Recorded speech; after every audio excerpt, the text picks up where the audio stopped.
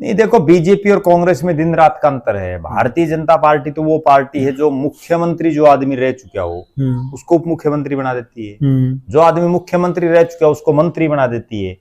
या हरियाणा में या देश में कोई ऐसी कल्पना कर सकता है कि आज भूपेंद्र सिंह हुड्डा 9.5 साल मुख्यमंत्री रहे हैं कि वो मंत्री बन जाएंगे किसी की सरकार में? कोई भी नहीं कर सकता। ठीक बात। अशोक गहलोत राजस्थान के वर्षों तक सीएम रहे, वो कोई कल्पना कर सकता है कि वो सचिन पायलट के नीचे मंत्री बन सकते हैं? सही बात है, नहीं कर सकता कोई भी। ठीक है, जबकि बीजेपी में बाबूलाल गौड़ मध्य प्रदेश के मुख्यमंत्री रहे, उसके बाद उनको मंत्री बना दिया गया। देवेंद्र फडणवीस को महाराष्ट्र के मुख्यमंत्री रहे, उसके बाद उनको उप मुख्यमंत्री बना दिया। ठीक है, कौन आदमी बनता है? ठीक बात, कोई नहीं बनता। बिल्कुल सही बात। जो पूरा चौधरी रह लिया वो आधा क्यों बनेगा? सही बात, ठीक है ना। लेकिन कांग्रेस और बीजेपी में इस अंतर की वजह से ही जो है विचारधाराओं का भी फर्क है।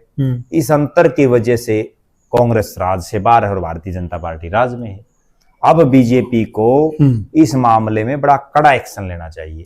और ना केवल प्रदेश के मुख्यमंत्री को, प्रदेश का चाहे अध्यक्ष हो चाहे प्रदेश का प्रभारी हो, उनको भी तुरंत प्रभाव से संज्ञान लेना चाहिए कि एक गलत परिपाटी चल रही है।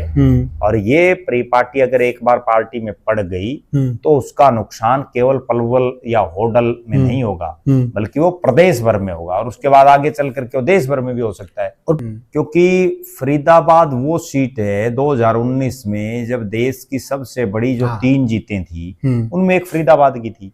लगातार 3 पार्लियामेंट से जीत रही और अब नहीं है बीजेपी का गढ़।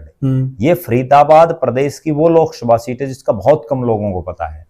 यहाँ से पुराने हिसार जिले से संबंध रखने वाले और फतेहाबाद के रामचंद्र बेंदा 3 बार एमपी बने। ठीक बात है। ठीक है, वरना क्यों बनते? सही बात है। और कहीं नहीं बने उससे पहले। ठीक बात है। हरियाणा में ये इकलौती ऐसी सीट है जहां 3 बार हैट्रिक बनी भारतीय जनता पार्टी की। सही बात। और कहीं तो नहीं बनी इससे पहले। ठीक बात है। और अब हालात ये है कि 9 सीटें हैं फरीदाबाद लोकसभा में, 6 फरीदाबाद की और 3 पलवल की। 6 में से केवल एक रुगबीर तेवतिया जीते हुए हैं कांग्रेस की, 5 भारतीय जनता पार्टी जीती हुई है। और इसी तरह से पलवल में केवल एक इजराइल खान जीते हुए 3 से 2 जो है भारतीय जनता पार्टी जीती हुई है। सही बात है। तो बीजेपी का तो गढ़ है, नेचुरल बात है।